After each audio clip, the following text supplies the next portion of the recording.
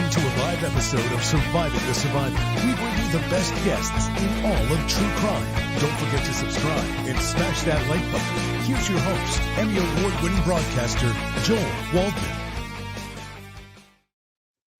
And what's up, STS Nation, and welcome to another episode of Surviving the Survivor, the only podcast that comes to you with two microphones for one guy because we're having a mic issue, but we will roll with it, and I think the sound is good, and that is all that matters, except for Tim Jansen coughing, but we are the podcast that brings you the very best guests in all of true crime, and today, a very interesting panel, to say the least, and you will find out why in just a moment. But of course, new documents have been revealed in the case of the murdered Microsoft executive, Jared Bridegan. He got into an alleged argument with his ex-wife, Shanna Gardner, and her second husband, Mario Fernandez Saldana. They are accused of plotting his murder back in February 2022. And so all this material is coming out. Jared Bridegan was fatally shot in front of his car after coming across a tire in the middle of a secluded road, which was left there for him essentially as a booby trap for him to get out and move it so a hit could be executed. His then 2-year-old daughter was in the back seat of that car and was apparently a witness to all this, but obviously very, very young at the time. And today, we're doing something we haven't really done before. Won't be the whole focus, but we've got two PR people here, public relations executives, and some of these cases sometimes get spun around by PR firms. So we're going to take a look at that as I try to maneuver through my multiple screens here, which is easier said than done. And I don't know why it is not moving. So let me bring up Tiff Knox here for one moment, and I will remove her, and then there we go. So let me introduce best guests. You know what?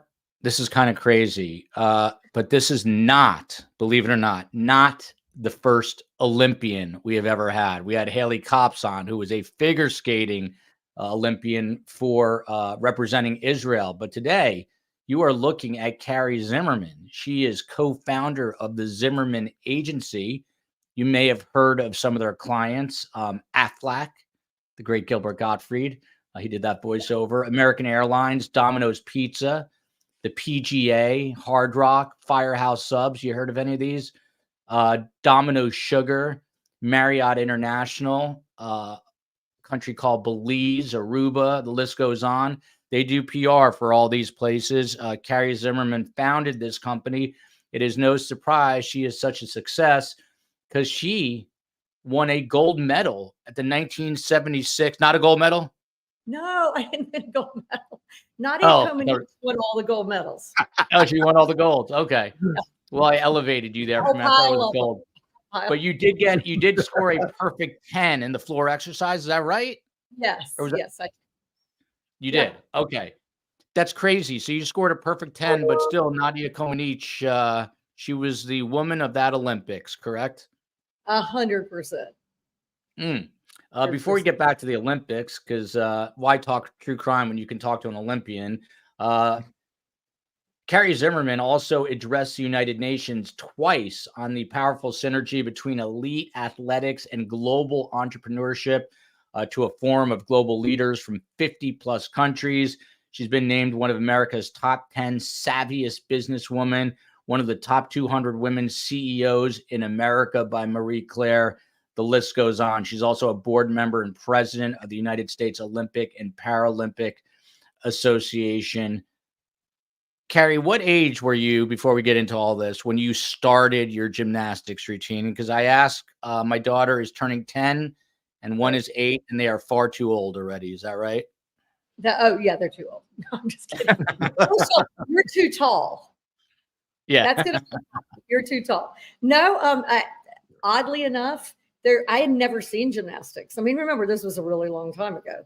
And we had never seen gymnastics. We were the tumbling tots, literally in Tallahassee, and we were tumbling on the Armory floor. hard floor, no mats. And somebody from Florida State came in one day and just said, how about you do gymnastics? So we were doing really poor tumbling, which taught us everything how to do it wrong. And I switched over to gymnastics at 10. So relatively late compared to what you would do this time around, in this age. And how old were you when you, by the way, Meg says, I haven't even won a participation award in gymnastics, but how old were you when you competed in Montreal? I was 18. I was 18. So you'd only really practiced, really only been in it for 8 years at that point. Yeah. Well, I moved out to Oregon and trained the last 3 to make the Olympic team. So I moved 3,000 miles away, had never met the coach, didn't know where I was going to live, nothing. But that's kind of ordinary now. I mean, that's kind of expected that wherever you can get the best in whatever sport you're in, you have to move to wherever it is to get that training. So it worked out. Raven says, I can't even walk straight. Either can I. Can you still, Carrie Zimmerman, can you still do a double back handspring, if that's what it's called? I can tell you, I'm really killer on a diving board. Really?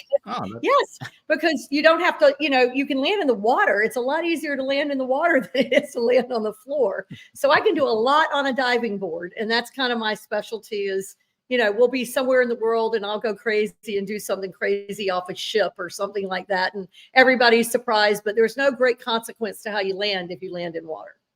There you go. And look, there's the pictures to prove it. Carrie Zimmerman competing. We'll get the video before the end of the show. I assure you of that. But there is the still pictures. How often do you meet an Olympian?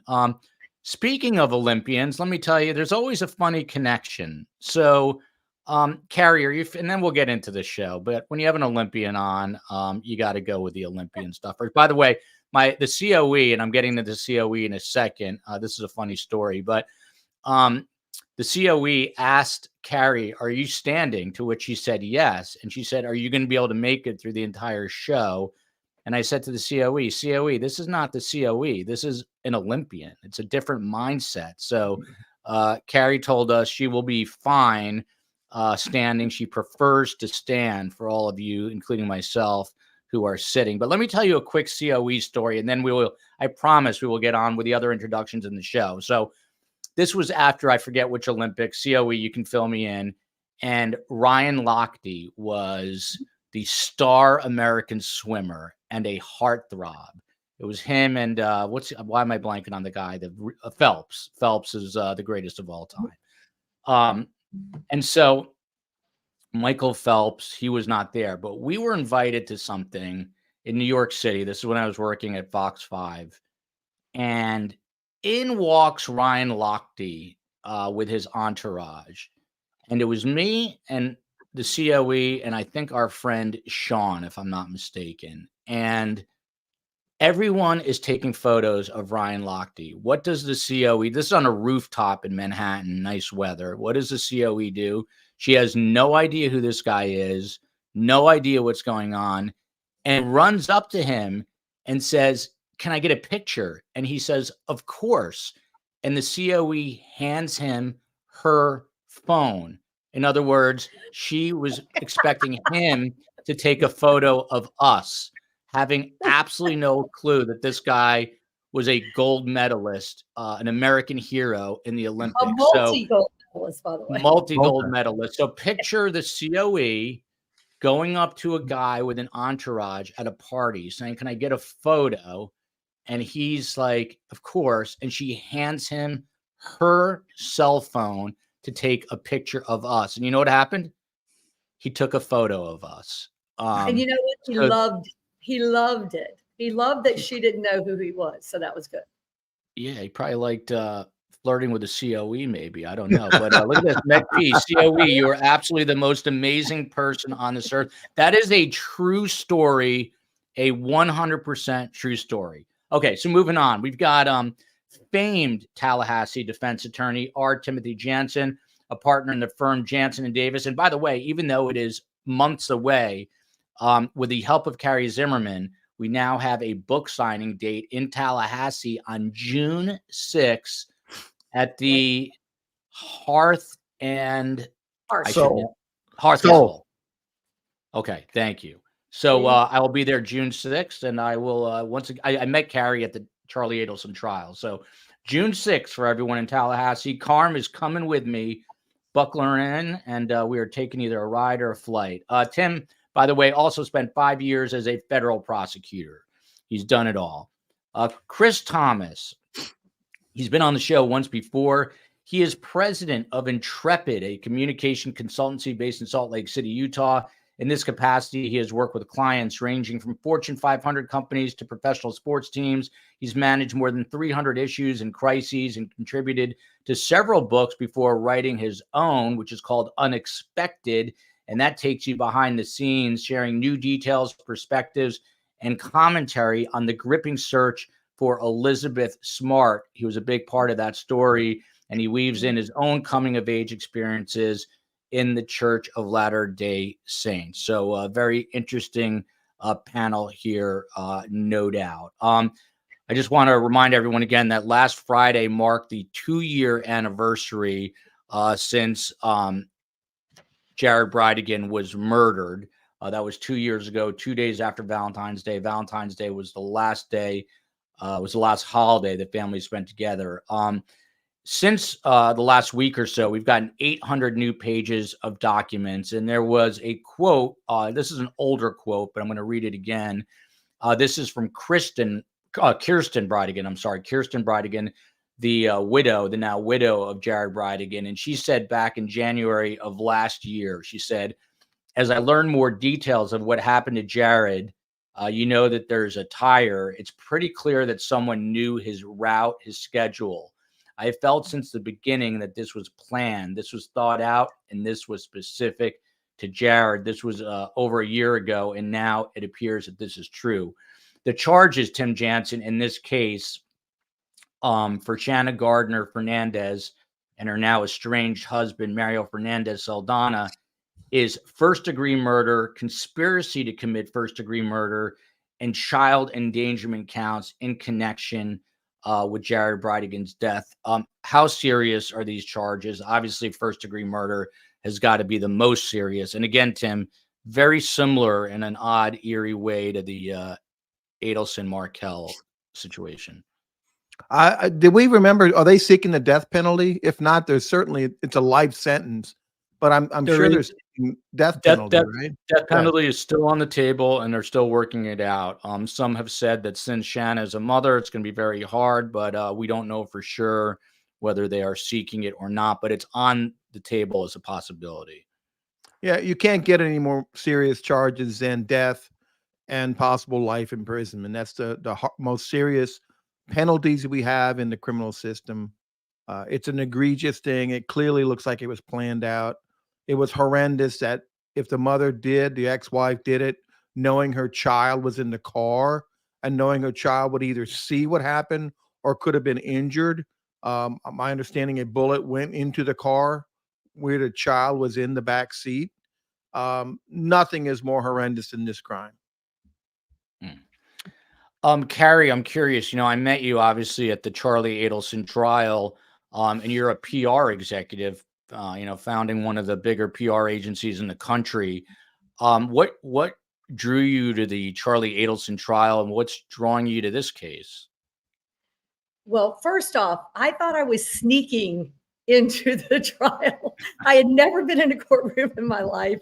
I've never done anything personal in the middle of the workday. And I thought this is going to be awesome because I'm like everybody else. The whole genre of true crime and all of that other stuff sucks us all in, and we all love it.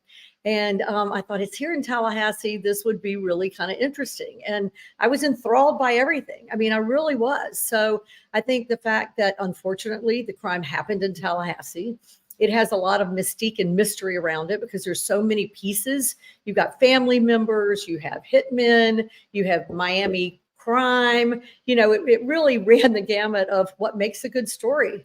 In a horrible way, but what makes a good story. So I was intrigued to go there and see how the process actually works. And it was definitely intriguing to watch it all play out.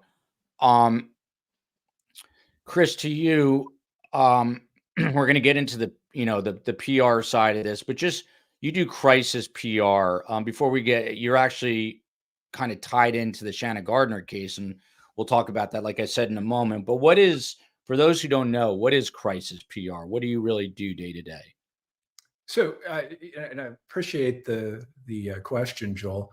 From a corporate standpoint, we just maybe to clarify some things to kind of set the framework for the discussion. My day-to-day job, about a third of that is crisis and issues management. We work with corporations that find themselves in trouble, often in the public eye, as a result of sometimes things outside of their control. An employee did something stupid, they're attacked by a customer, allegations of impropriety. I mean, the list goes on. And so it's working with them, often working with their counsel, determining how to communicate and how to represent a client in the court of public opinion. And so, yeah, I spend about a third of my time working on corporate clients, doing crisis and issues management. That is my bread and butter. Outside of that, I work providing pro bono services to families in crisis. I've been doing this for 20 years, have worked with about 100 different families. It stemmed from the Elizabeth Smart case. After that, started getting calls. Things came through the Smarts, through different avenues. The reason I do that outside is we've never taken on a family as an agency client. And the reason we don't is because most families don't have the ability to pay. We do it pro bono so that we're able to help people regardless of their circumstances. And also it gives us the ability to extricate ourselves in certain situations. And so I also work with a couple of volunteers in this capacity, and we've worked with, again, I've about 100 in the last few years since these volunteers started working with me. We've probably helped another 30 families. Very interesting. How do you get into that? What were you doing prior to that? I'm always curious of the evolution of someone's career. What did you start off with? Sure. Initially, I worked as a journalist for a season, and then worked for a couple of larger PR agencies before falling into the company that I've worked for the last 23 years. And now I know Chris is smart. He got out of journalism young and did good and made some money. Smart move. Tim Jansen, you are the legal eagle, the legal expert. What we discovered when you and I were covering this last week, which is still of interest, and there's a lot of speculation about this, there were 3 co-conspirators, but now there's 5 co-conspirators, and those names have been redacted from all these public documents. Obviously, Shanna Gardner, Mario Fernandez Saldana, her estranged husband, and Henry Tenen. Henry Tenen, by the way, is the self-professed and confessed trigger man. By the way, this is a picture right here of Jared Bridegan and his bride Kirsten and their kids, and the older kids from his marriage to Shanna. And here is this confessed trigger man, Henry Tenen, who's going to turn state's witness.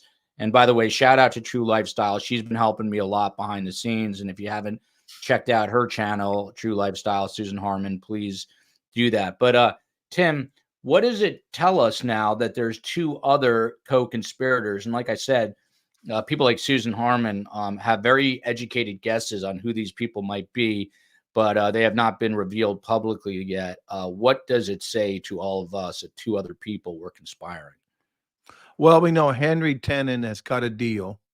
So Henry Tenen has been interviewed, and they've probably interviewed him thoroughly on his relationship with Mario. Is that my mic? Or is that I don't know. Let me mute myself. Can you hear me now? Oh, I can't hear you. Yes, I can hear you. Go ahead, Tim. Okay.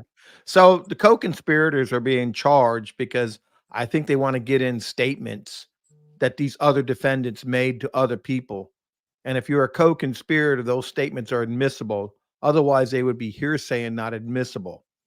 I don't know if it's the parents. Maybe the parents took some actions to either cover up the crime. I'm just speculating. I'm not saying the parents are co-conspirators. I don't know. But I would take it as probably someone that's maybe in between Mario and Henry, or Mario and Shanna. That's why I guess those are going to be the co-conspirators, and that they want to get in those statements. And Carrie, to you, this is bizarre in that it's another horrific crime, but it is literally across the state, the northern part of the state from where you are. And like I was saying to Tim, it is so weirdly similar to what happened with Dan Markel involving the Adelson family. Is that also kind of what's drawing you to this case as well? Are you following this case closely? I'm not following it as close as the Adelson and Markel, but it's starting to wrap me into it because it does. It has all the components that intrigue everybody, right? Again, who would think that a mother would kill her ex-husband, the father of her children, with one of the children in the car, which is just amazing to me. And I know this is an accusation, but we're getting there. But I think the main thing is they seem to be playing a little bit of a PR hand, playing their card a little bit from a PR perspective. But I think they're doing it poorly. And I think they're doing it in advance of when they really should be doing it. It's just like, when you read a really good story, right? Or you as a producer and everybody else that is involved in storytelling, there's an arc. And there's the same thing within media choreography. There is a time that you want to play your card with the media. And right now, making the husband, Jared, look like, what do they say? He's a hothead. And, they're releasing all kinds of things, bits and pieces that just is disparaging to him. And at the end of the day, if they're going to play that card, this isn't the time to do it. How long, Tim, do you think it could be? 2 years, before it even goes to trial? So you want to do, again, think about writing a story or telling a story or creating a movie. There's got to be an arc in how you go about doing that. And so right now it's just making them look bad and probably providing the authorities a lot more information than they really should be giving them and giving out. And I'm going to swing back to Carrie and talk to her about her PR career is unbelievable. The clients that she has. And I'm curious just myself, no offense to STS Nation, how she built this company up the way she did. We'll get back to that in a minute. And obviously, Chris had similar success. Lindsay Shea, Tim Jansen, is Henry going to testify in the trials? He's going to be the key witness for the state, right? Absolutely. He got a deal and he's going to have to testify. I agree with Carrie. If you're going to use PR, you got to use it at the right time. You don't want to wait too late. You don't want to use it too soon. The trial could take a year, could be 18 months before they get to trial. And when you give out this information too early, your jury panel is going to forget it. And you're tipping off the state what information you're throwing out there so they can prepare to defend again or knock it down. So it's a close call. You see lawyers now using media now. You see in the other case we were talking about, the Clenny case, they were attacking that victim, going after him when he was stabbed by the girl and killed, claiming he was sexually abused. They're denigrating the victims and trying to push it away from them because the facts are so bad against them. We'll see if it plays out. It normally doesn't work that well, but we'll see. Both Carrie and Tim, Chris, are talking about the timing of this. What is the right timing with PR? Not necessarily this case, but how do you know when to go public with something? Does it vary from case to case? Is there kind of a sweet spot that you found? It really does vary from case to case. It really depends upon the situation, the circumstances, etc.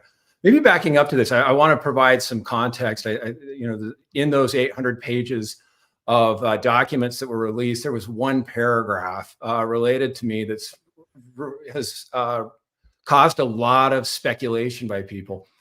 Just to explain my connection to the family and the work that we did. Again, going back to what I talked about from the onset, we do pro bono work for families in crisis. When I say we, I have a couple of volunteers outside of my company. We were contacted by a friend of the Gardner family, explained to us how the media was having a detrimental effect on Shanna's children. They were incredibly intrusive. They couldn't go anywhere without being attacked, photographed, etc. asked if we would come in and consult and help them specifically to the kids. And these kids are victims. These kids are victims regardless of how this happened. Shanna's 2 kids lost their father. Their mother's in prison. I mean, they have been through a horrible thing. And so we agreed to assist them with the kids. We were not hired. We did it pro bono.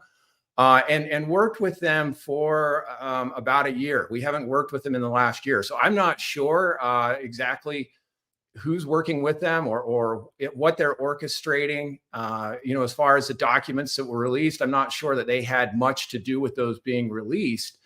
Timing is everything, though, in communications. Timing is absolutely imperative. And as Tim talks about, a good strategy involves communications and legal working hand in hand.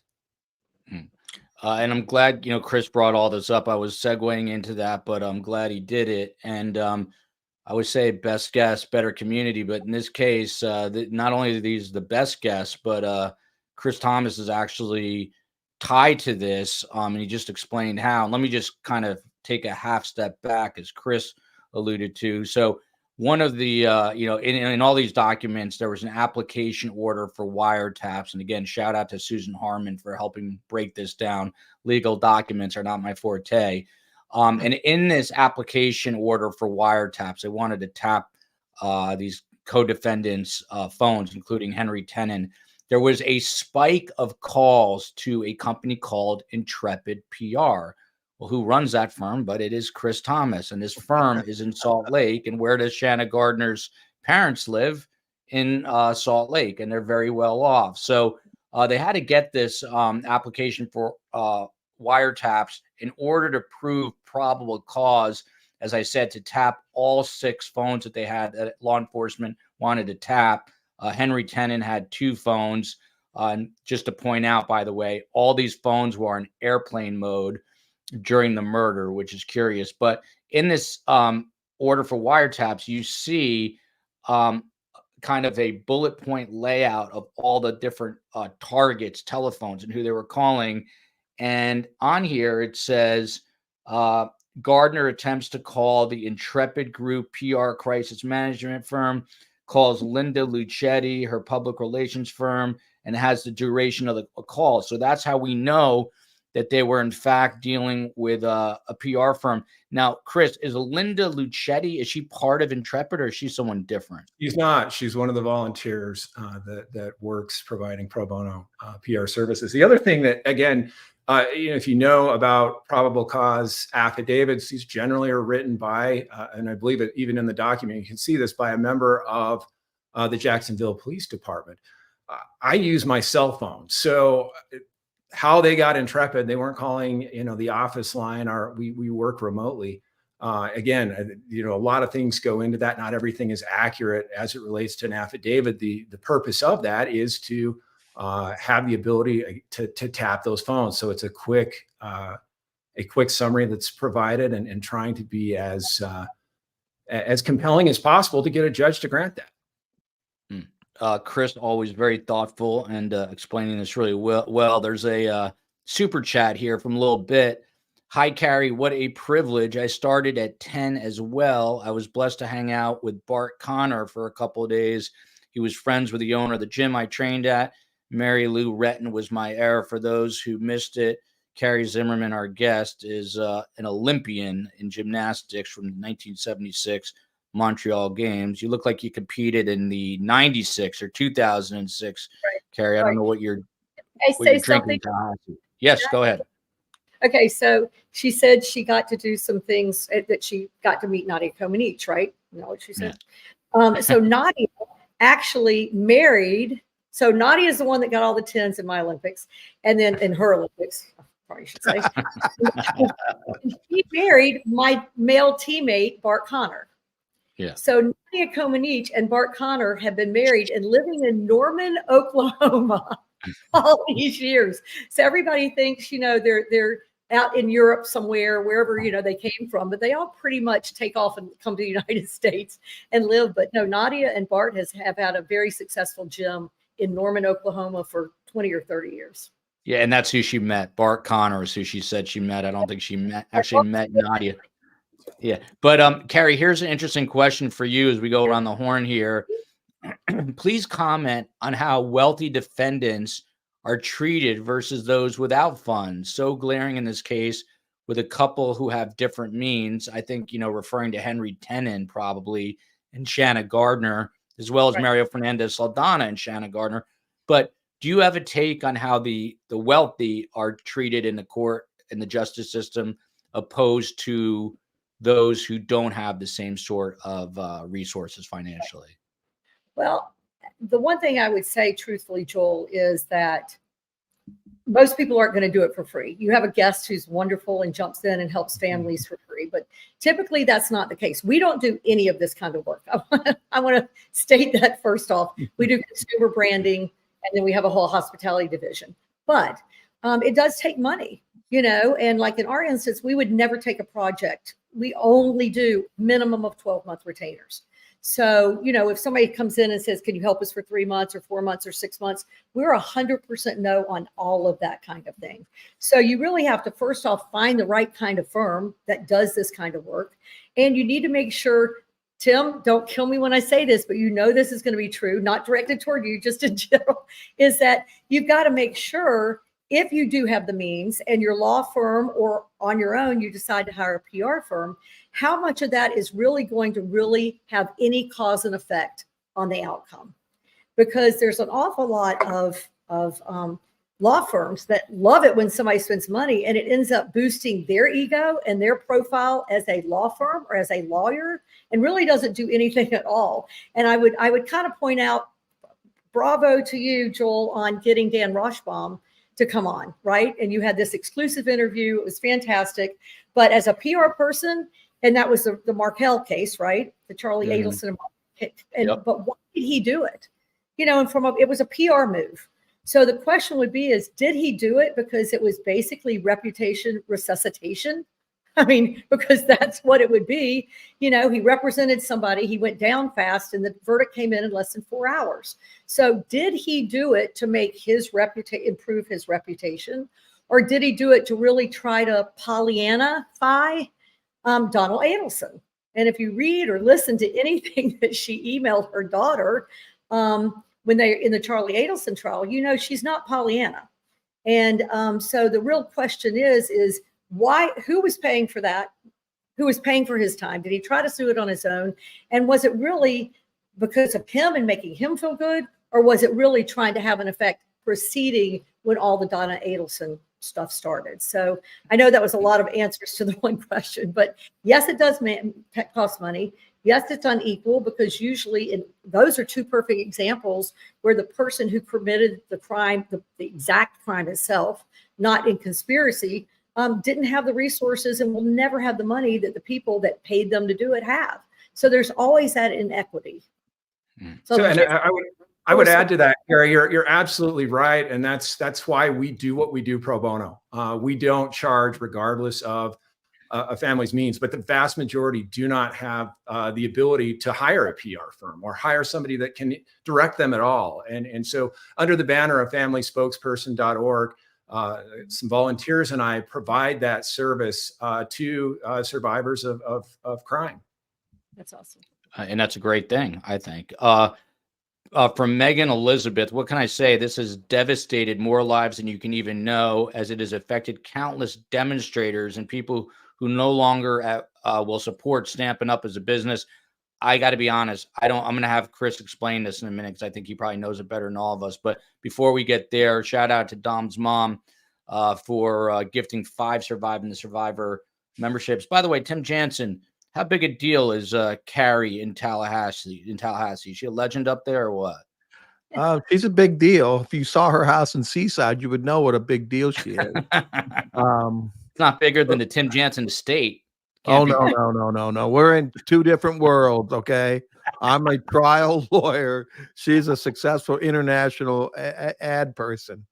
Let me just add on this thing with the complications when you have a law firm and a PR person. I recently had a very wealthy client and they wanted to have PR people doing things. It's a nightmare for a lawyer because you don't want them going out doing and saying things that affect your defense, that make him look bad or put you in a spot you have to respond. It's and a lot of these people that have money, if Carrie can tell you this, they think they know how to try cases. They think they know better than the lawyers trying them. It can be difficult, and I'm seeing limited amounts can be very beneficial. I know when they had a U.S. attorney here, Larry Keefe, who I went to law school with, he came in the office and hired a PR firm, Ron Sachs. And Ron Sachs was doing PR work, announcing indictments and then press con. I'd never seen that before. And I was a federal prosecutor for 5 years, defense lawyer for 30. I never saw a U.S. attorney hire a PR firm. And I thought it just felt dirty. They're supposed to be doing the right thing by announcing the indictments, not running PR campaigns. So it can be tricky on both sides. I'll tell you, Carrie, you know who could have used a PR campaign is Charlie Adelson. And what's interesting is some people have recently come out. Ben Graber is one of them. And he's spoken publicly about what a great person Donna Adelson. And again, they have a lot of money. Do you think that they are trying to push a narrative, if you had to take a guess, in a case that's similar to this one? You don't know for sure, but you do know that it does, having other people, if there's somebody that might not have the best character, right? And it has a lot of accusations against them, it does not hurt.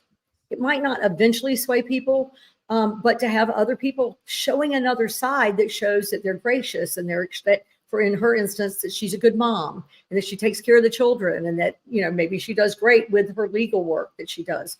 So it doesn't hurt. Whether or not they're paying for that, it's really, really hard to tell. But a lot of building someone's character, taking care of their reputation, making them a little less, going back to Tim's word, because I like that word, dirty, and less included in them. It might not sway a jury in the long run, but it makes the family feel a little better. And sometimes it's really just so the family can get out what they want to get out there. But a lot of times it's strictly that people do feel like they need to come forward if they have somebody that they really like, appreciate, and all they're getting is torn down constantly. If I can just say something kind of on that, the control has, I think, because we're all seeing a lot more PR fed into the legal world, right? You used to always see the normal, you stand on the courtroom steps and say, they didn't do this, he's innocent, oh my gosh, it was on every TV show. And that was kind of like as much PR as most people on the legal side were really doing. And a lot of it is organic, right? So when docs are dropped, there's police investigations that come out. Now it's jailhouse calls. That's not really PR. That's just information that's gone out. But it's how you draw from that information. How you pull out sound bites that might say, oh, he sounded like he was crazy. Or did you hear what happened, in the Shanna Gardner case with the church, and with their preacher? I guess it wasn't a preacher, whatever he was. But what would it have been? His priest? I don't know. But pastor, I think. His pastor. Is that right, Chris? Chris, pastor? Bishop in the Bishop. Church of Jesus Christ of Latter-day Saints. Yeah. Okay. Well, mine's my preacher. So, but same thing.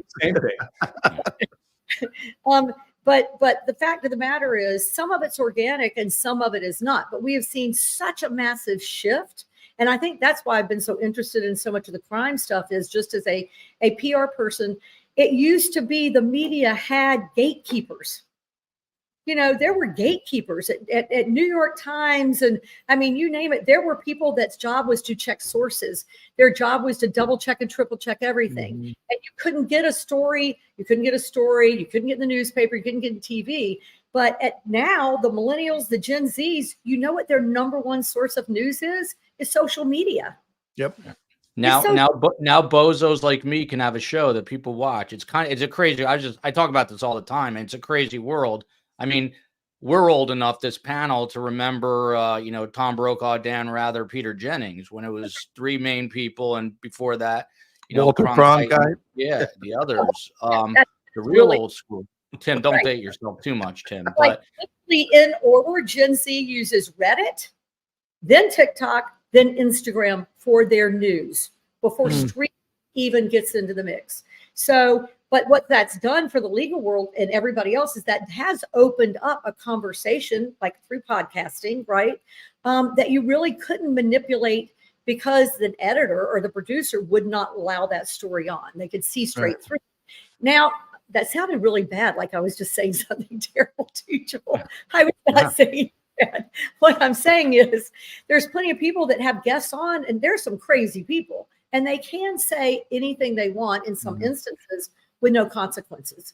And so that really has opened up kind of the Dick Harpootlians of the world to be able to go crazy and manipulate what the media is saying. A lot of people believe it. So sorry. Yeah. And no, and I think it's really interesting because if you dissect it even more, I mean, look what's happened to, you used to have traditional media, even the traditional media outlets. Look, Fox is far right. CNN claims to be somewhere in the middle, even though they lean left. MSN, I mean, everyone is just so tribal. Even when you go to quote unquote traditional media, you can't get objective news anymore. I was thinking about this the other day. There is no such thing anymore as objective news, in my opinion. They have to play to their audience, right? Because that's where the money comes from. That's right. The money comes from their audience. And so they have to play to their audience segment. And the headline you will see in their platform that is not streaming is a lot more mundane. But as soon as they get it onto their new streaming, suddenly the headlines are a lot more salacious because they know that's the audience. And so they have to be, they're looking for clickbait 100% of the time. You're always looking for clickbait. If you notice, I noticed this with Fox News. I don't know why, but when you get an alert from Fox News, it'll always say like rock star dead at 73. It'll never reveal the name. So you have to click on it because your brain's like, who is this person? But it will never have the name. Shout out to Dwayne Harris, gifting 5 Survivor memberships, always generous, out of Detroit. Chris, and then I'm getting back to Tim Jansen on some legal things, but what's so interesting to me, Carrie mentioned, the steps of the courthouse.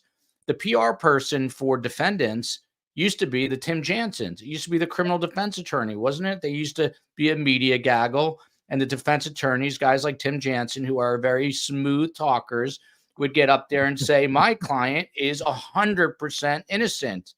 Those 100 people's throats that he slit, that was an accident. He slipped on a banana peel. He was carrying a razor. He did not mean to kill those 100 people. I mean, isn't that true that they used to be the PR people? Yeah, absolutely. And I think to some degree they still are. As we talk about the new media paradigm, though, it's not just a gaggle of reporters who are covering it. It's everybody and their dog on social media, which really creates a challenge if you're on the other side. If you haven't been there, you can't even start to understand what it's like to go through your worst nightmare and having the public watching and having everybody dissect everything you say and do. And I'm talking broadly with 100 clients I've worked with. It is such a challenge, and lawyers, some can be very good. Some also can be, like you say, can not, in some ways not do their clients a favor, but their job is a legal perspective. When I'm working with an attorney on a case, we're very much looking at both the court of public opinion as well as the court of law, and which one trumps. And it's, in a big case, it's the court of law. And so very limited in what can be said. So Joel, let me give you an example, Joe. Go ahead. 11 years ago, when I represented Jameis Winston, Jameis was up for the Heisman Trophy. The state attorney did not want him to win the Heisman Trophy. He was holding back, deciding whether or not to file charges. And so he kept holding back to wait till he got a DNA. I got word that the DNA came in and it was going to clear him. I leaked it to Shelley Smith at ESPN. And we did it for a reason, because then the state attorney had to come out and say no charges against Jameis Winston. That was on a Wednesday, I believe. So that meant the Heisman voters had Thursday, Friday, Saturday, and Sunday to vote for him. The state attorney would have just waited and people would have not voted for him. So not only doing my legal work criminally, I had to think about his reputation for the Heisman. And so we made a decision. We had a live press conference outside the courthouse, and the largest one I've ever done. But I truly believe that helped him win the Heisman.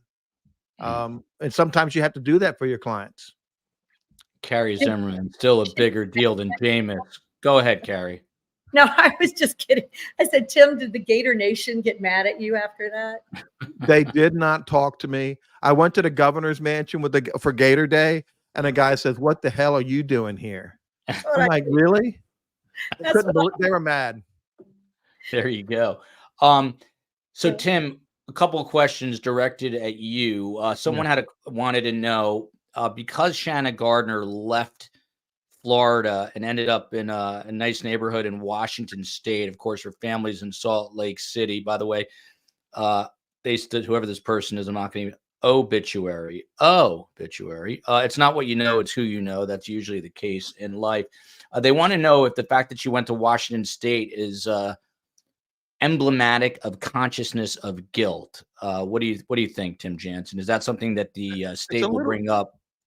I don't think they can. It's a little different than Donna flying overseas and going, with a one-way ticket and plus her statements. She was going to a treatment facility, and a lot of treatment, she might have found one out there, a treatment facility, and her parents were living out west. So she wanted to get away, or take the kids away. So that's explainable. And I think that's actually reasonable.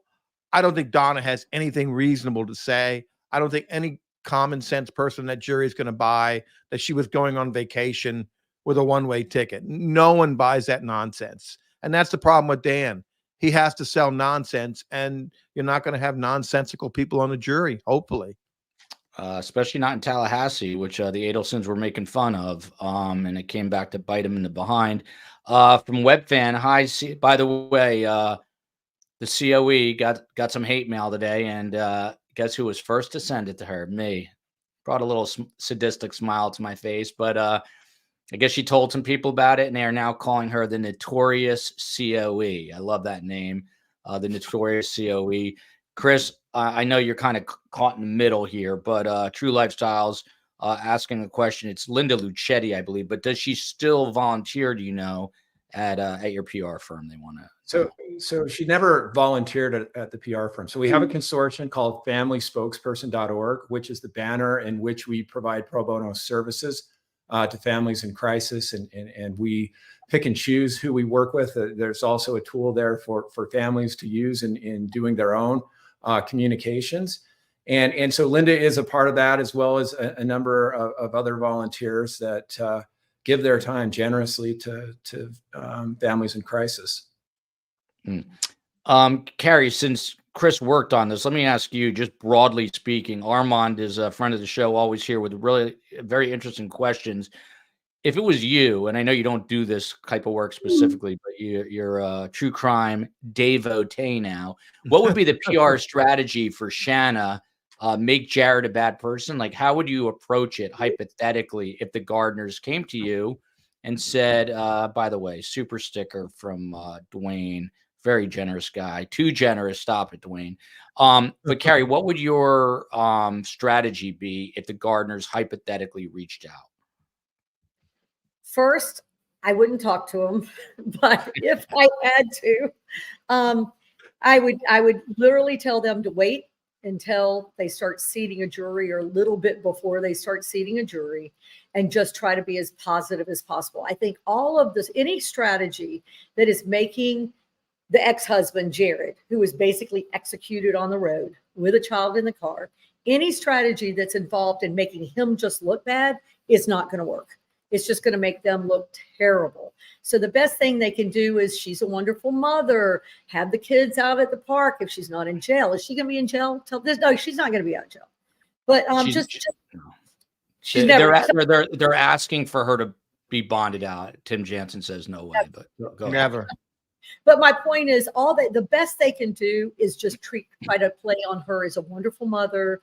Anything they can do, photos or videos of them, the little kids when they were growing up and all that. And that, I hate it. I think that's dirty, filthy, and makes me want to throw up. But that would be about the only advice I can give her. But definitely do not, 100%, definitely do not attack the ex-husband. By the way, this is a Chris, did you want to jump in? I'm sorry. I was going to say, yeah, it makes absolutely no sense. As I stated at the onset, we were very much representing the interests of the children in this. And at one point early on, there was a lot of conjecture because Shanna had not spoken publicly. She'd been asked by the other family to not discuss anything publicly. And so it was this damned if you do, damned if you don't situation where she hasn't said anything. And then knowing that if she says something that it's going to get slammed. At the same time, the media was so intrusive that the decision was made in the best interest of the children to do an interview, knowing that it was not going to move the needle. It would not be positive. It would put out at least the fact that she had done something. And it was very successful in the media back down once she did that. But the things that we did were very much focused on how do we take the pressure off the kids? How do we help the kids navigate that?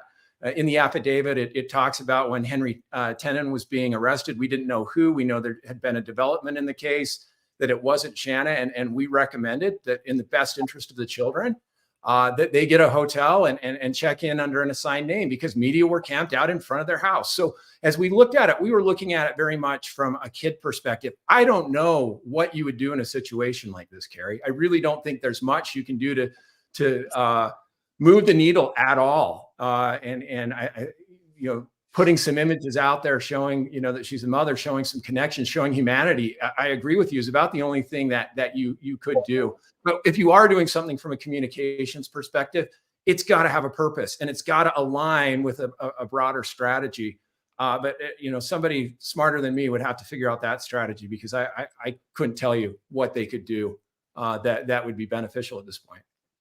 By the way, if you're hearing a little feedback, that's off of my microphone, and we're going to get the COE in here to fix this mic tomorrow because I simply can't do it. But it's so interesting to me as a media guy to listen to Chris and Carrie talk about PR almost like a science, because it really is in a way, obviously very subjective, but they're really smart in terms of how to assess a situation and then deal with it.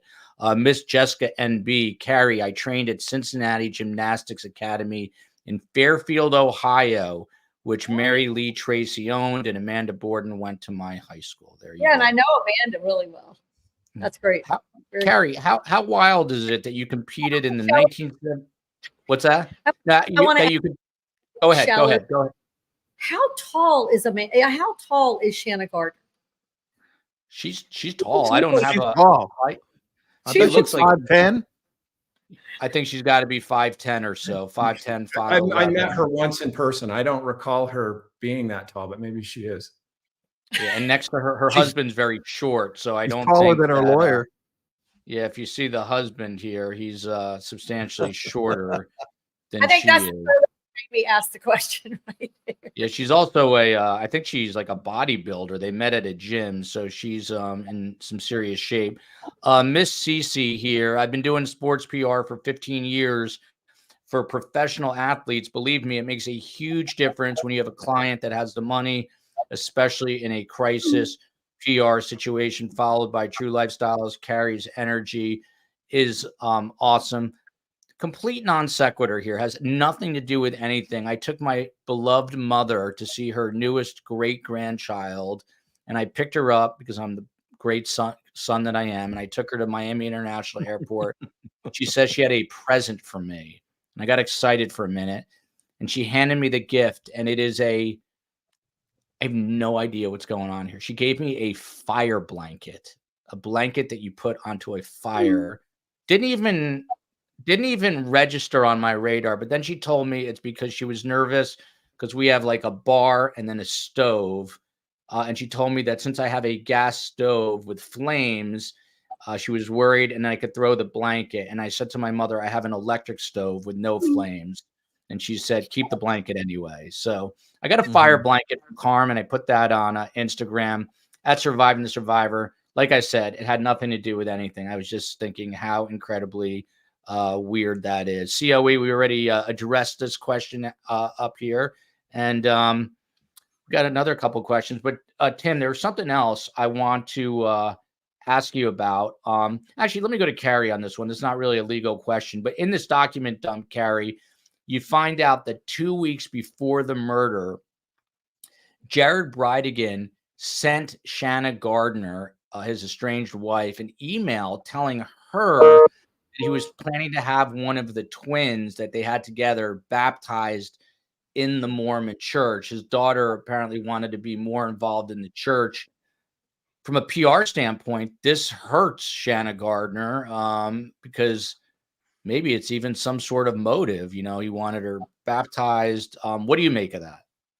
Well, I think, I am not was your father a psychologist? What was your psychiatrist? Yeah, psychiatrist. There's things that trigger people. There absolutely are. And I think religion played a huge role in the Adelson case, right?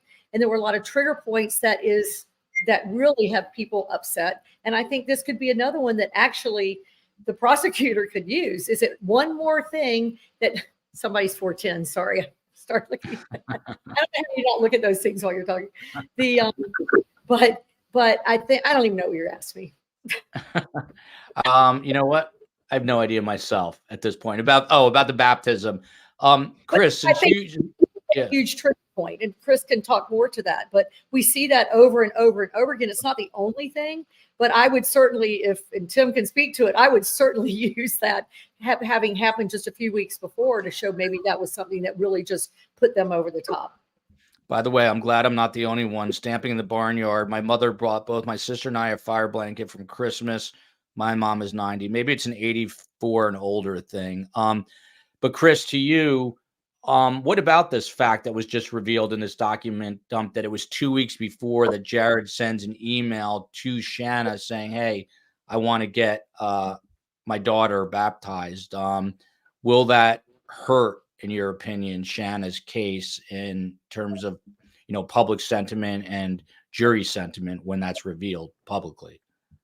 It really depends. I think anytime, this would be more of a Tim question, that you're trying a case, there's circumstantial evidence, right? There's no proof that led one way or another. Maybe there is, but it's unlikely that there is. And so, what are you choosing? What are you not choosing as it relates to that? It's interesting, as going through the 800 pages of documents, just how much detail there is and how many different things you can latch onto. Tim Jansen, one of in this pile of documents, like 800 pages worth of documents, one of Jared Bridegan's relatives revealed that Shanna Gardner, according to this relative, had spoken about hiring a hitman. The direct quote was, hiring a hitman to take him out. That seems like hearsay. What happens to that statement when this goes to trial, if it in fact does make it all the way to trial? Okay, so we're getting more similar to the Adelson case.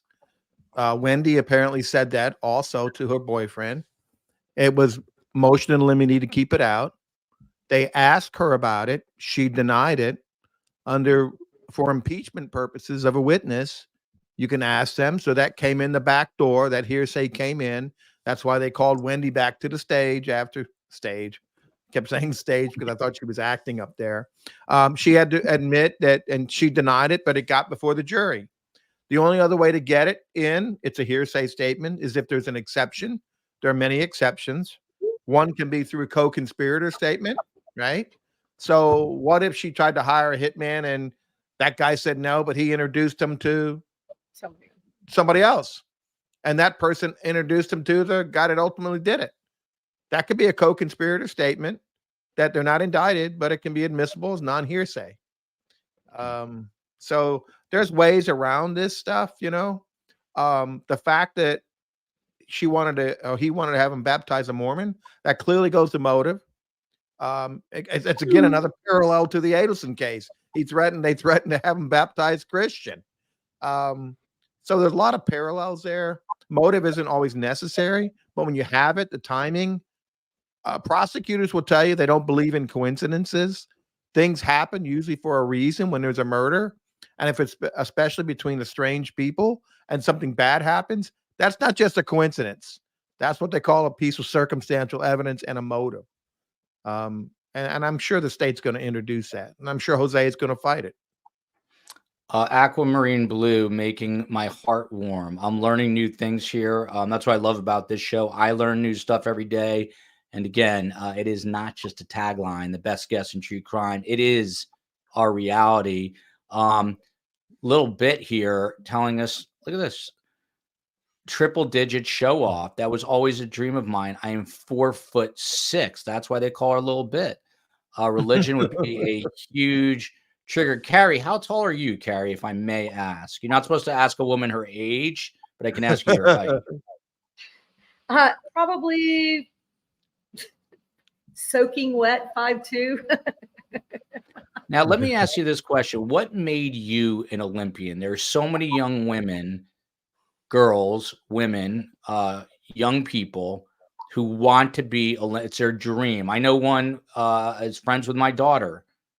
Shout out to Charlotte. I won't say her last name. An amazing gymnast at 9 years old. But what was the difference? What made you an Olympian where 99.9999% do not ever make the Olympics? And don't be humble. No. I'm just saying that's a really nice question. The it's interesting because it's years later that you really think about it. You don't think about, you're so busy training that you don't think about it then. And I think it has to be the perfect, first off, it's rarefied air, truthfully, to be an Olympian. It's probably the most elite fraternity in the world.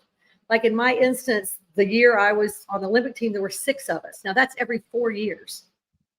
So 6 people in 4 years in gymnastics made the Olympic team, which is amazing. But it really has to be the perfect mix between athleticism, true athleticism. You can train, but you still have to be naturally, in my sporting way, flexible, strong, and some other things. But it also has to blend with somebody that just is relentless and will not give up and never says no and doesn't mind that every part of you is painful. And we were talking about Tim's broken ribs. I was like, oh yeah, I broke my ribs, hit the bars, broke my ribs, hit the beam, broke my ribs, hit the bar, hit the beam. You just can't give up. You really can't. And there's some people that will have the most tenacity in the world, but they won't have as much talent. Quite honestly. So it really has to be the perfect storm between talent and relentless, never say no, never give up, and just have an attitude that takes you where you want to go. Well said. And I'm a big fight fan. I was just listening to a fighter say that everyone at the professional level has got the athleticism, the skills, all that, but it's all mental, in terms of consistency and what differentiates you. The static COE, we're going to have to fix this tomorrow. Chris, a good question for you, and then a couple more for Chris, and then a few more things, and we'll wrap it up. How much is too much PR? Is there such a thing, or is it best to get out in front of bad press?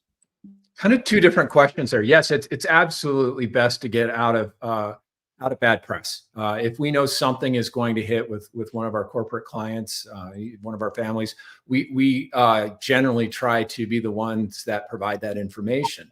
On the flip side, how much PR is too much PR? Usually less is more. It depends on the circumstances. You want to make your statement. You want to be clear in your communications, and then often stop. It depends, again, in a crisis situation. John Morgan does not believe in less is more. Yeah, that's why he's got the biggest personal injury firm in the world. He's the biggest law firm in the world.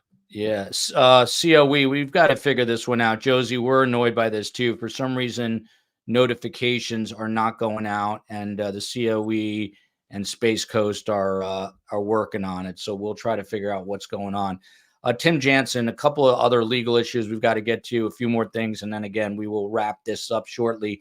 There's talk about severing the cases. Are we going to see that? Do you think that Shanna and Mario's cases get separated so they're not being tried together? Well, we know that the courtroom has 2 jury boxes. So a lot of times they get severed because of what's called Bruton problems. Evidence is going to come in against one defendant, but it can't come in against another. In these cases where you can move the juries in and out, you can bring that evidence in and take the one jury out and then bring the other jury in. So they might have solved that problem. Not all court houses have 2 jury rooms where they can sit two jury panels at the same time. It's complicated, but I think they want to try them at the same time. I wouldn't be surprised if the ex-husband doesn't flip. I I guess the current husband. I don't know if they're divorced, but I wouldn't be surprised if he doesn't flip. And I think Jose has been awful quiet, and maybe he's just getting up to speed. But I would think he would be coming out and doing a lot of the PR for Shanna. And he's pretty slick. Look at this, Allie B from Tennessee. Why is it always the COE's fault? I never said it was her fault. I just said I can't fix the problem. I said that she's so smart. See, this is PR spin. My wife is so smart, so intelligent, and so handy that only she can fix the problem. I have no way of fixing it. Annie K, is it a PR nightmare that they're being tried together, even with their own attorneys? Carrie, you want to take a stab at that? Because I want to go to Chris for something else in a moment. If they get tried together, is that a problem from a public relations standpoint? Tim, I'll defer to Tim on that. Tim Jansen, I don't see a PR problem. Ask me legally, if I'm Shanna, do I want to be tried with him? There's pros and cons, right? Because he's going to clearly be tied to the shooter. She can say, hey, this guy wanted to blackmail me. He hired this guy. I had no idea. Now he tried to blackmail me and say he did it. He can do the old Adelson defense. So it might be beneficial having him at the trial. They might not have much evidence against her. And if he goes first, then if he gets convicted, maybe he'll flip on her. Chris, this is something that I've not been able to figure out, but I'm like a little slow on the uptake here. Stamping Up is this big company that the Gardner parents own in Utah. What is it, and what are these people who keep talking about being demonstrators? Can you fill us in? No, just a little bit about it. Again, Shanna's mother started this company, Stampin' Up. I believe they provide stamps and scrapbooking equipment or materials, and they work under a distributor model, a direct sales model, where they have people selling under people, and they sell all over the world. Is my understanding of how Stampin' Up works. And from what I understand, their revenues are like $100 million a year. Do you understand that to be the case? It's that big? That's what I've read. I've read the same thing. Yes. Yeah. So anyway, they've got a lot of financial means. Thank you for this. I love this channel. Consistently excellent panel members. Kudos. Appreciate that. Tim Jansen, Susan Harmon flagged me on this. So there's another case going on out of the Jacksonville area. I always get the counties up there a little confused. St. Johns County, this is going on. There's a guy named Virgilio Aguilar Mendez, and people, more than close to 500,000 people have signed a petition. Basically, he's being cornered and suspected of killing a law enforcement official, but that law enforcement official had some sort of medical issue, and apparently this guy is being completely railroaded. And from what I'm understanding, Jose Baez is going to get this guy off, and it's going to kind of, but it's a fairly, relatively speaking, from what I understand, easy case for him to win. Is there any strategy here legally that he's taking? First of all, I don't know how he can handle this many cases just up in this area if he's getting paid what he's getting paid. But would there be any strategy to taking a case that you're almost sure you're going to win ahead of another high profile case that you're not so certain of winning? Well, that's always a good strategy. If you know you're going to win, you always take those cases. St. Johns County, I believe that's St. Augustine, very Republican county. I think it's like 98% white, very affluent. It's a tourist destination. If you ever want to go, it's a great place to go for the weekend. I would take it's a very conservative community, but you never have cases easy to win. There are no easy cases to win. And if any lawyer tells you they've never lost a case, they're just lying, or they've tried one case and they won. Because no case is easy. You never know what a jury is going to do. You never know what witnesses are going to do. Sometimes they show up, sometimes they disappoint. And I don't know. He seems to be running on a pretty good streak. I'm curious to see what he's going to do with this case, because I think the evidence is pretty overwhelming that she had to give the information as to when that drop off was and when to drop that tire. And we got the shooter testifying that it's not like we have the Adelson where everybody clammed up, everybody got their own lawyer. I think he's got a public defender. So we'll see. But it's always great. I love going to trial with a case I know I'm going to win, right? You hate to go to trial with cases you know you're going to lose, but sometimes you have to because the client said, I'm not taking a deal. Do what you can, and you do it. Chris from Kimco, I think I know the answer to this, but why was pro bono needed if they have all this money? Yeah, they offered to pay. In fact, they wanted to bring the agency under contract, and we said no. We work pro bono. With families, it doesn't matter their ability to pay. That's how we do family PR, and it also gives us the opportunity to more easily extricate ourselves. There have been some cases over the years where and Carrie can relate to this, when you have a client who's not taking counsel when they're difficult to work with or they're not grateful, we've stepped away, and it's a lot easier to do that early on in a case. They're fluid. They're always fluid, but early on, you have limited information that you're working from. In fact, we were working from the premise that her attorney had talked with the Florida attorney's office and said they weren't investigating him. She had done a couple of interviews with the police in the days following the murder without an attorney present, and was cooperating. And so, it was very different circumstances, when we initially set out to help their children than it is today. And so things change. So we always want to have that ability to be able to get out of something if it's not, if there are things that aren't right or if it's not working. Look at this, Carrie, from YouTube user. I've Carrie's autograph and photo. The team trained at the gym I trained at prior to the Olympics, and they had a meet and greet. So someone's got your autograph out there, Carrie. A lot of people, I imagine. By the way, yeah, go ahead, Carrie. Well, one of the things that I don't know whether I'll be insulting Tim or insulting my youngest son, who is a lawyer, and his bride-to-be is also a lawyer, new lawyers. But as they went through law school, I just kept saying, there's so many parallels. I'm trying to hide the sun. That's why I keep moving. Okay. The sun's going down on the beach. That's there we go. Hold on. Move it a little more. There we go. I've got my head just right now. The law practice in some ways is very similar to public relations, very similar. And again, might not everybody agree with that, but it takes great strategy to do what you're doing. And the timing is very important. And the perception and the management of the perception, the management of an image is very important. The fact that you have some people you really like to just put tape over their mouth and tell them to quit talking so you can get your job done is very important. Playing the cards well and controlling the messaging, that might be a small part of what happens in a legal perspective, but it's very much the same. And we all bill by like the 5-minute increment, but which is pretty important.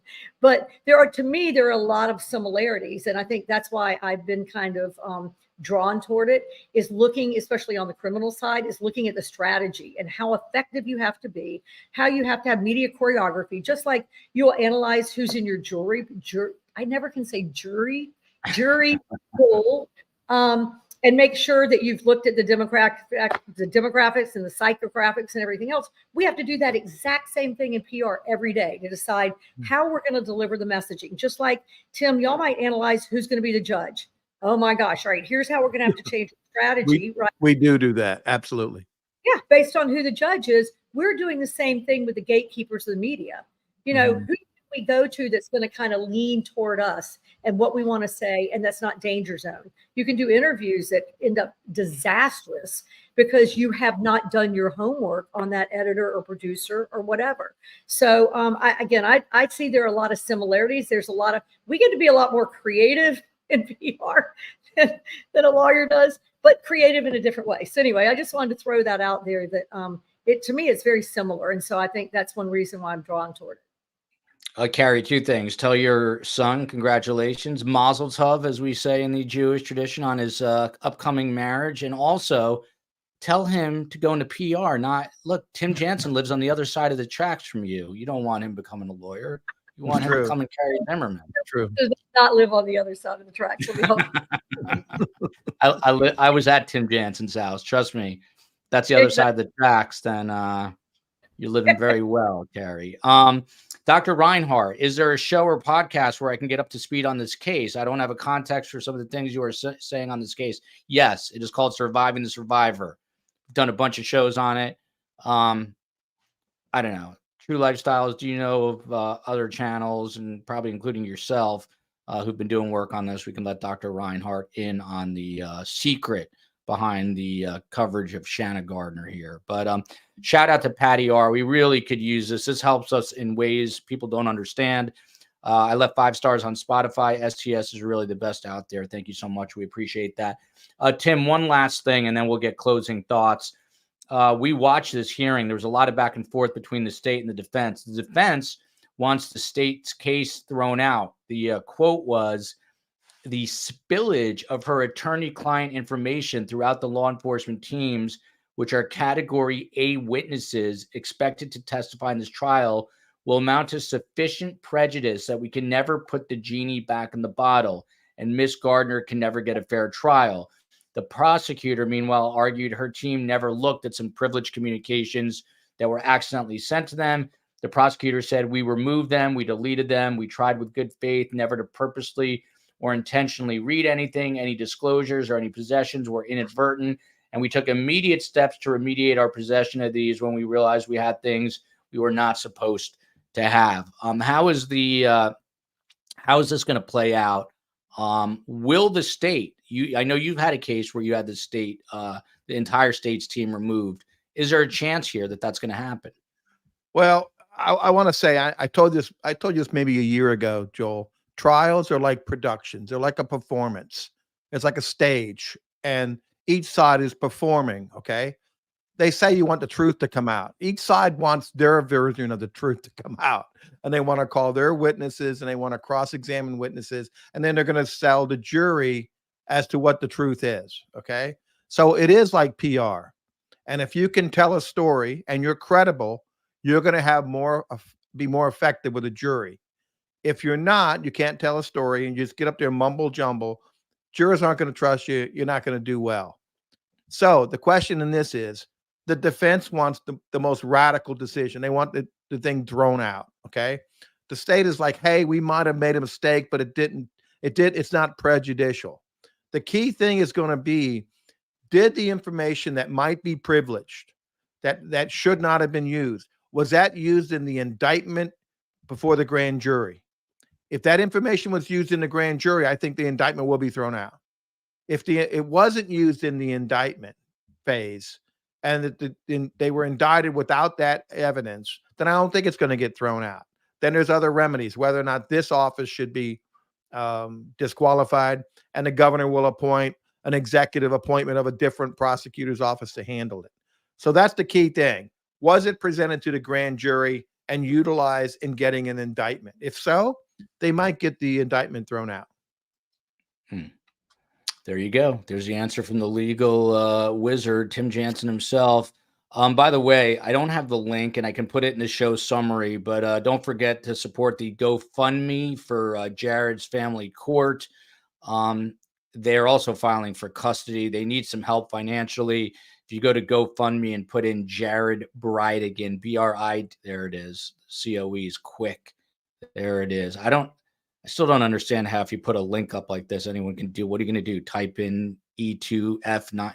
I don't get it. I don't understand technology. I don't want to understand it. But Chris Thomas, I do want to understand and appreciate him being here. He is president of Intrepid, a communication consultancy based in Salt Lake City, Utah. They click on it. There you go.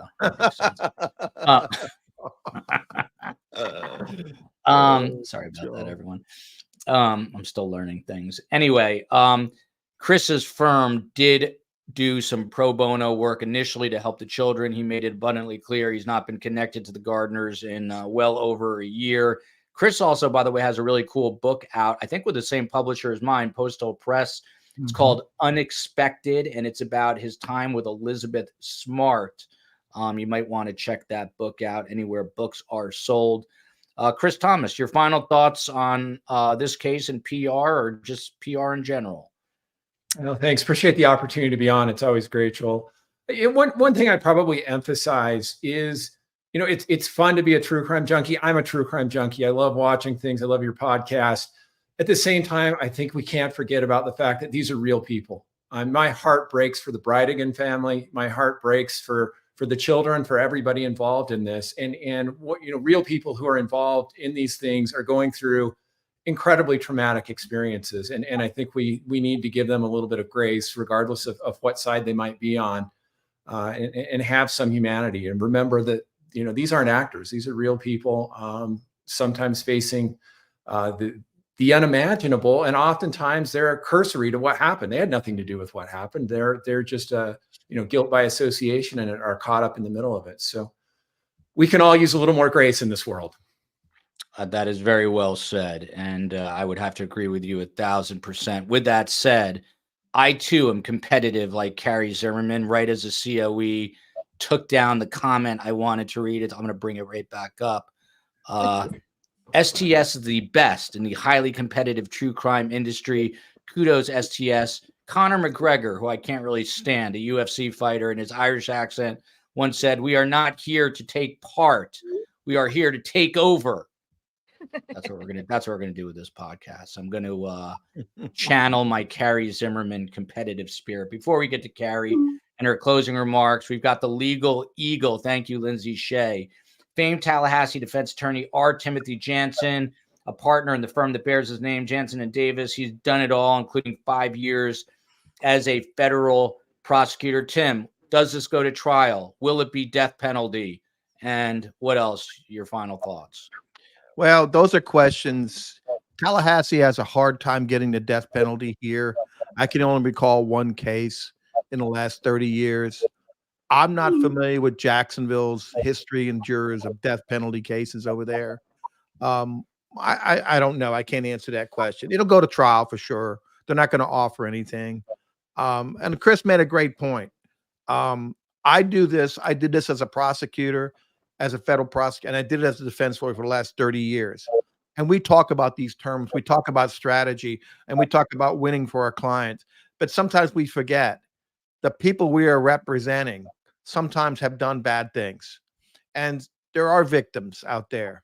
And sometimes I try to tell my people, just remember, you're representing not only our client, but their family, because our clients, when they go to prison, their family suffers too, and their family didn't ask for it either.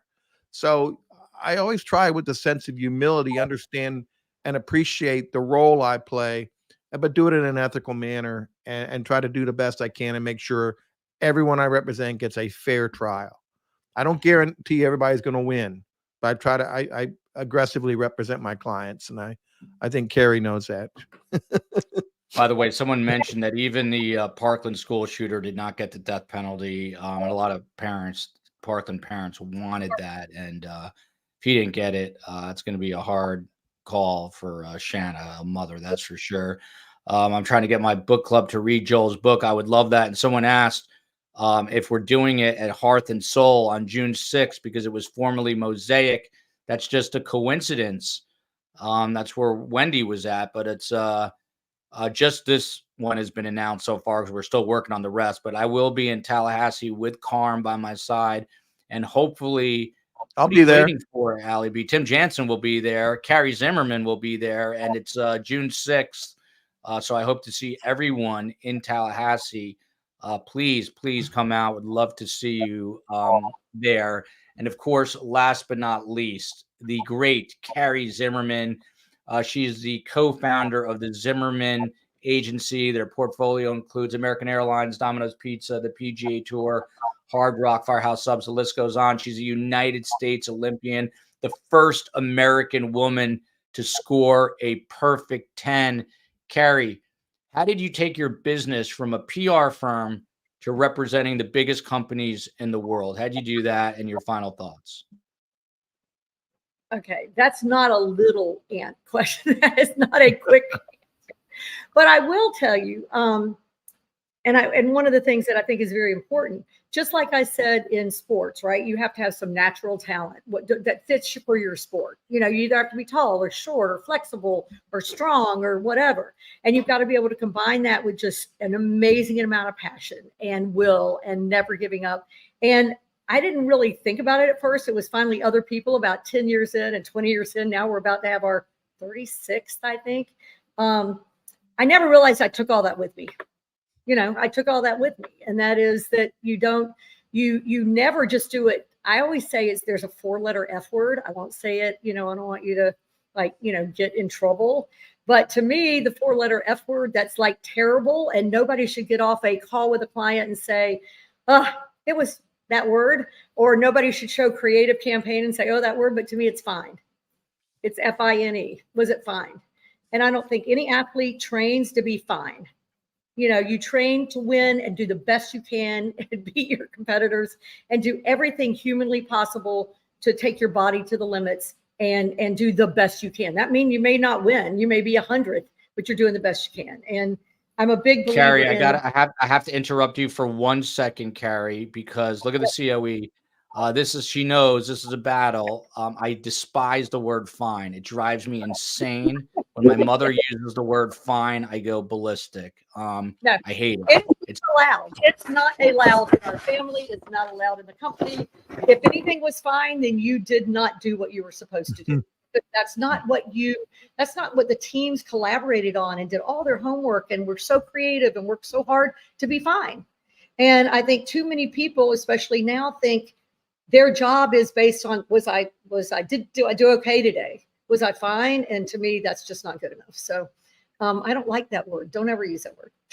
That's why she's an Olympian and you're not, everybody. You got to have that mental toughness. And she obviously has that, and business savvy. Marcia is asking, I'm not bringing it up. Look, she's asking, did Joel write a book? Yes, I wrote a book. It's called Surviving the Survivor, available on Amazon for pre-order right now. I'll be in Tallahassee June 6th. An amazing panel here. Great show with great guests as always. I really did love this panel. Great mojo.